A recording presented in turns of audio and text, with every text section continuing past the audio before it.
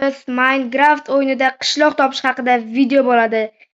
Bu video juda ham qiziqarli bo'ladi. Oxirigacha ko'rsanglar bemalol qishloq topishingiz mumkin bo'ladi. Juda ham katta qishloqlar ham bor.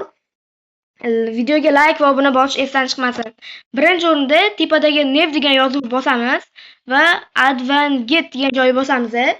Bu yerga set degan joyga birinchisi bu 999 bo'ladi. 999 bosganimizdan keyin bizda bitta qishloq chiqarib beradi.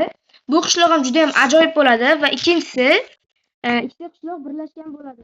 Bu qanaqa masalan 3 ta X ni bosasizlar, bundan keyin ikkita qishloq bir-biriga chalkashgan bo'ladi mana.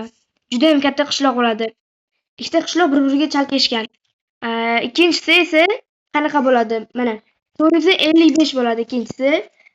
Uchinchisi deganim 455. Bunday qilganingizda ham qishloq chiqadi. Sal kichkinaroq bo'lsa ham qishloq chiqadi. Kichkina emas, katta ekan. Qishloq chiqqandan keyin yana bitta yana 3-4 ta usullari bor. Masalan, robot deb yozasizlar. Robot. Bo'ldi mana robot deb yozganlardan keyin qishloq chiqishi mumkin mana. Qishloq chiqadi.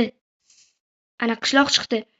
Juda ham ko'p usullar bor. Bu yerda ham unchalik katta qishloq bo'lmasa ham qishloq chiqadi. Ya'ni ikkita qishloq bir-biriga sal uzoq masofadan joylashgan bo'ladi.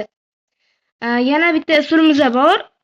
Bu usul birinchi bo'lib ishlab chiqarilgan deb o'ylayman men. Ya'ni COVID-19. COVID-19 desanglar, 19 desanglar chiqadi. Mana shu yerda chiqardi. Mana chiqdi. Va juda ham ulkan katta qishloq chiqishi uchun menga 30 ta like yig'ib bersanglar, men juda ham ulkan katta qishloqni kodini aytaman. Va bu barcha kodlar описаниеda bo'ladi. Like va obuna bosish esdan chiqmasin.